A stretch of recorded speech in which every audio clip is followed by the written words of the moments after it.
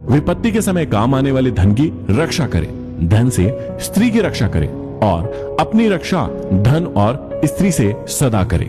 अर्थात संकट के समय धन की जरूरत सभी को होती है, इसलिए संकट काल के लिए धन बचाकर रखना उत्तम होता है। धन से अपनी पत्नी की रक्षा की जा सकती है। अर्थात यदि परिवार पर कोई संकट आए तो धन का लोभ नहीं रखना चाहिए, परंतु यदि अपने ऊपर कोई संकट आ जाए तो उस समय उस धन व स्त्री दोनों का ही बलिदान कर देना चाहिए।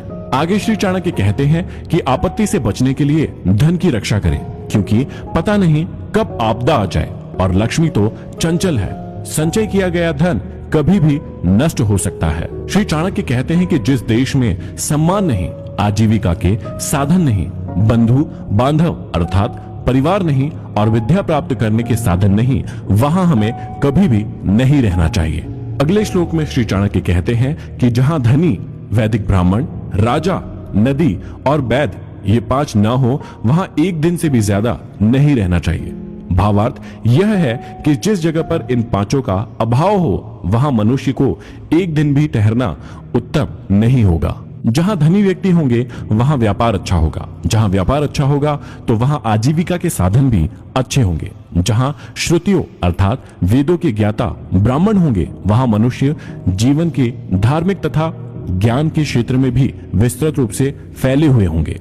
जहां स्वच्छ जल की नदियां होंगी वहां जल का अभाव नहीं रहेगा, और जहां कुशल वैद्य होंगे वहां बीमारी पास में नहीं आ सकती। आगे श्री चाणक्य कहते हैं कि जहां जीविका, भय, लज्जा, चतुराई और त्याग की भावना ये 5 चीज ना हो, वहां के लोगों का साथ कभी ना करें। श्री चाणक्य कहते हैं कि जिस स्थान पर जीवन यापन के साधन ना हो, जहां सदैव भय की परिस्थिति बनी रहती हो, जहां लज्जाशील व्यक्तियों की जगह बेशर्म और खुदगर्ज लोग रहते हो, जहां कला कौशल और हस्तशिल्प का सर्वदा अभाव हो और जहां के लोगों के मन में जरा भी त्याग और परोपकार की भावनाएं ना हो, वहां के लोगों के साथ ना तो रहें और ना ही उनसे कोई व्यवहार रखें। श्री चाणक्य कहते हैं कि नौकरों को बाहर भेजने पर, भाई बंधुओं को संकट के समय तथा दोस्तों को विपरीत परिस्थितियों में और अपने स्त्री को धन के नष्ट हो जाने पर परखना चाहिए, अर्थात उनकी परीक्षा लेनी चाहिए। चाणक्य ने समय समय पर अपने सेवकों, भाई बंधुओं,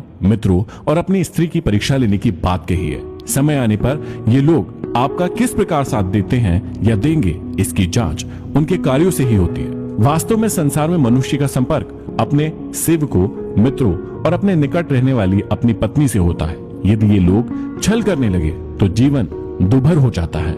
इसलिए समय समय पर इनकी जांच करना जरूरी है कि कहीं ये आपको धोखा तो नहीं दे रहे हैं। आगे समझाते हैं कि बीमारी में, विपत्ति काल में, अकाल के समय, दुश्मनों से दुख पाने या आक्रमण होने पर, राज दरबार में और शमशान भूमि में जो साथ रहता है वही सच्चा भाई बंधु अथवा मित्र होता है। श्री चाणक्य समझाते हैं कि जो अपने निश्चित कर्मों तथा वस्तु का त्याग करके अनिश्चित की चिंता करता है, उसका अनिश्चित लक्ष्य तो नष्ट हो ही जाता है, निश्चित भी नष्ट हो जाता है।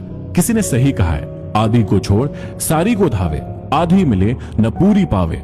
जो व्यक्ति अपने निश्चित लक्ष्य से भटक जाता है, उसका कोई भी लक्ष्य पूरा नहीं हो पाता है। अर्थात भाव यही है कि आदमी को उन्हीं कार्यों में अपने हाथ डालना चाहिए जिन्हें वह पूरा करने की सामर्थ्य रखता हो। आगे श्री चाणक्य कहते हैं कि बुद्धिमान इंसान को अच्छे कुल में जन्म लेने वाली कुरूप कन्या से भी विवाह कर लेना चाहिए, परंतु अच्छे रूप वाली नीच कुल की कन्या से विवाह नहीं करना चाहिए, क्योंकि विवाह संबंध समान कुल में ही श्रेष्ठ होता है। लंबे नाखून वाले हिंसक पशुओं, नदियों, बड़े बड़े सींग वाले पशुओं, शस्त्रधारियों, स्त्रियों और राज परिवारों का कभी भी विश्वास नहीं करना चाहिए। श्री चाणक्य कहते हैं कि पुरुषों की अपेक्षा स्त्रियों का भोजन दुगना, लज्जा चौगुनी, साहस 6 गुना और काम 8 गुना अधिक होता है। इन बातों का हमेशा ध्यान रखना चाहिए।